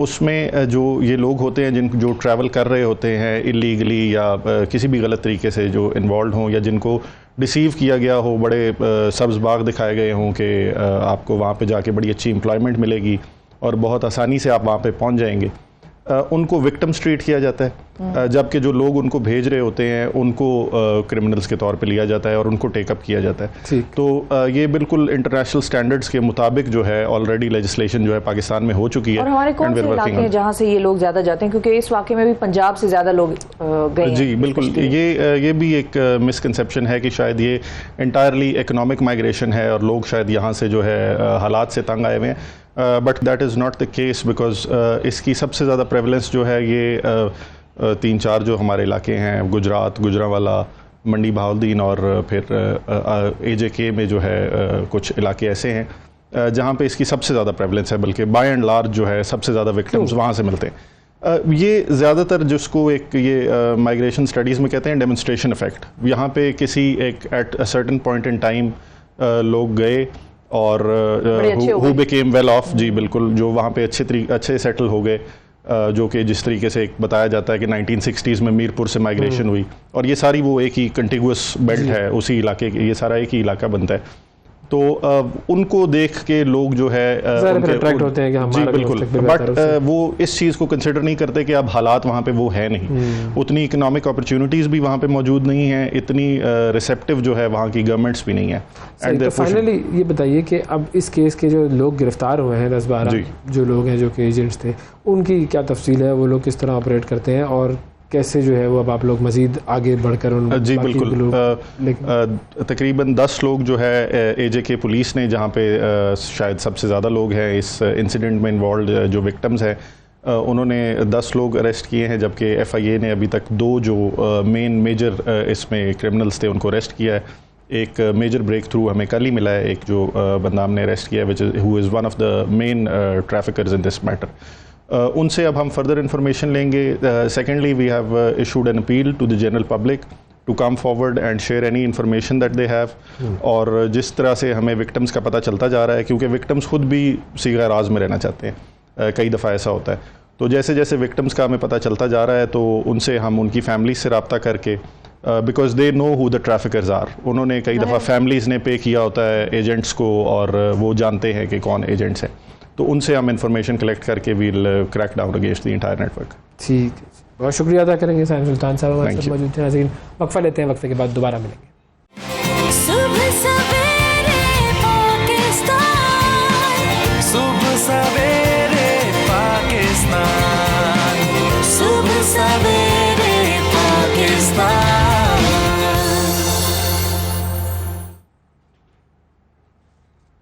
वेलकम बैक जी। सुबह सवेरे पाकिस्तान में एक मरतबा फिर खुशामदीद। पंजाब का इलाका है जंग, 1849 में उसे ज़िले की हैसियत दी गई थी, लेकिन अभी तक वो इलाका पसमानदा इलाका है। वहाँ की एक वजह शोहरत तो है, एक बड़ी ज़बरदस्त शख्सियत जनाब कुदरतुल्लाह शहाब साहब जो कि इस इलाके के डिप्टी कमिश्नर रहे। अब एक और डिप्टी कमिश्नर साहब हैं अब्दुल्ला खुर्रम न्याजी साहब, जो कि इस इलाके की किस्मत बदलने की कोशिश कर रहे हैं। ये काम कैसे हो रहा है अब्दुल्ला खुर्रम न्याजी साहब से ही जानते हैं। जंग के डिप्टी हमारे साथ हैं। अस्सलाम वालेकुम अब्दुल्ला साहब। जी वालेकुम अस्सलाम जी। बहुत शुक्रिया सर, आपने प्रोग्राम के लिए वक्त निकाला। जंग की थोड़ी सी अगर हमें बता सकें कि क्या सूरत हाल है और इस वक्त, और आप कैसे उसको तब्दील करने की कोशिश कर रहे हैं। जी बिल्कुल, सबसे पहले तो जो मुझे 4.5 महीने हुए हैं जंग में आए हुए, सबसे पहले जो इशू था जो मैंने आइडेंटिफाई किया वो ये था कि पब्लिक का जो है ऑफिसेज़ में ट्रस्ट कम था। तो पब्लिक का ऑफिसेज़ में और ऑफिसेज़ के साथ ट्रस्ट के लिए जो है ख़ास तौर पर जैसा कि हमें पता है कि छोटी छोटी चीज़ें हैं, जिस तरीके से डोमिसाइल इशू करना, आप रजिस्ट्रेशन के लोग आते हैं, बर्थ सर्टिफिकेट्स हैं, डेथ सर्टिफिकेट्स हैं, मैरिज सर्टिफिकेट्स हैं, ये छोटी छोटी चीज़ें डे बाई डे चीज़ें हैं जो पब्लिक को जो है ऑफिस का रुख करना पड़ता है। हमने ख़ास तौर पे डोमिसाइल के लिए ये सिस्टम बनाया कि जी आप ऑनलाइन डाटा फीड करेंगे और साथ रसीद जो है हमें भेज देंगे और हम उसको वेरीफाई करके विद इन 48 आवर्स जो है आपको जो है UMS के ज़रिए घरों पे भिजवा देंगे। इसी तरीके से ख़ास तौर पे जो अभी रिसेंटली रजिस्ट्रेशन का आया कि जिस तरीके से प्रॉपर्टी मैटर्स में लोगों को जो है ख़ास तौर पे काफ़ी सफ़र करना पड़ता है, तो घर बैठे जो है रजिस्ट्रेशन में वो डाटा फीड कर सकते हैं और उसके बाद जस्ट 1 डे उनको आना पड़ेगा 5 मिनट के लिए, उसके बाद उनके डॉक्यूमेंट रजिस्टर होके थ्रू UMS सर्विस घर जाएंगी। तो बुनियादी चीज़ों को फोकस किया, सर्विस डिलीवरी को फोकस किया ख़ास तौर पर कि वो लोगों के घरों तक पहुँचे, उनको ऑफिस के बजाय हम अप्रोच करें। तो ये बड़ा सक्सेसफुल रहा है इस रिलेशनशिप को बेहतर करने के लिए। फिर जो बड़ा ये तो वो मंसूबे हैं जो कि डायरेक्टली लोगों के साथ कनेक्टेड होती हैं चीज़ें। बड़े मंसूबे कौन से चल रहे हैं जो कि लॉन्ग टर्म मंसूबे हैं? लॉन्ग टर्म मंसूबों में ख़ास तौर पे सीवरेज का बहुत बड़ा मसला है। 70 साल पुराने सीवरेज है और उसको कोप करने के लिए कोप अप करने के लिए बड़ा इशूज़ हैं। हमने पंजाब सिटीज़ प्रोजेक्ट के तहत ऑलरेडी मौजूद था 4 साल से, कम्प्रीहेंसिव हमने उसका सर्वे किया है। तकरीबन 2.5 अरब का 2 अरब 52 करोड़ का कम्प्रीहेंसिवली जो हमारा सीवरेज सिस्टम जो है अब एग्जीक्यूशन मोड में आ चुका है, जिसमें वाटर ट्रीटमेंट प्लांट भी लगेगा और जितना भी सीवरेज का पानी है वो इकट्ठा होकर ट्रीट होके आगे जाएगा। उसके अलावा ख़ास तौर पे शहर को जो है जो वाटर फिल्ट्रेशन के हवाले से पानी का बड़ा इशू था। हमारे पास 72 वाटर फिल्ट्रेशन प्लांट्स थे। हमने दिन रात एक करके सबको जो है एक्टिव किया, फिर उसको रिस्टोर किया ताकि पब्लिक को जो है बेहतरीन पानी मिल सके। फिर वहाँ पे जैसा कि हम जानते हैं जंग जो है बड़ा ट्रांजिशन किस्म का है। इधर 6 हाईवेज़ जो हैं इधर से गुजरती हैं। हम जोग्राफिकली देखें बिल्कुल राइट सेंटर में है पूरे पंजाब के। तो उस हवाले से हमने इसका लेटेस्ट जो है 80 करोड़ पे मुश्तमिल जो है एक बड़ा लारी अड्डा जो है उस पर बनाने जा रहे हैं। बस टर्मिनल होगा और ख़ास तौर पे जो ट्रक टर्मिनल जो है वो शहर से बाहर निकालने जा रहे हैं, उस पर काम हो रहा है। फिर शहर की ब्यूटिफिकेशन के लिए ख़ास तौर पर हमने रोड्स के जितने भी हाईवेज़ के मीडियंस थे वहाँ पे हमने खूबसूरत जो है प्लांट्स जो हैं 8 से 10 फुट के जो हैं हमारे पाम ट्रीज़ जो हैं वो हमने फिक्स कर दिए हैं और साथ साथ उसको हम रिस्टोर कर रहे हैं। Very important. फिर एक और ज़बरदस्त कॉन्सेप्ट लिया कि हमारी यूनिवर्सिटी ऑफ जंग है, वहाँ पे बड़ी टैलेंटेड हमारी बेटियाँ हमारी बहनें हैं, तो उनको एंगेज किया हमने। जितनी भी गवर्नमेंट्स की वॉल्स हैं सारी की सारी जहाँ पे पूरे डिस्ट्रिक्ट्स में हम उसको एक थीम के साथ वो जंग के कल्चर के साथ ब्यूटिफिकेशन के साथ ब्यूटिफिकेशन ऑफ वॉल्स, तो हमारी बेटियां जो हैं वो वॉल्स को ब्यूटिफाई कर रही हैं। और ये तो हमें मेरे ख्याल में आकर देखना पड़ेगा हमें कि हम वहाँ देखें कि क्या क्या चीज़ें हो रही हैं और किस तरीके से आप उस शहर का नक्शा बदल रहे हैं। बहुत शुक्रिया अदा करेंगे। अब्दुल्ला खुर्रम नियाज़ी साहब हमारे साथ मौजूद थे, डिप्टी जंग, और जिस तरीके से ये काम कर रहे हैं वैसे ही काम अगर सब करने लग जाए तो बस फिर नक्शा तब्दील होगा इस मुल्क का। ये जज्बे की ज़रूरत है जी। थैंक यू अब्दुल्ला साहब। नाज़रीन, आज के प्रोग्राम में इतना ही, आपसे कल फिर मुलाकात करेंगे। अल्लाह हाफिज़।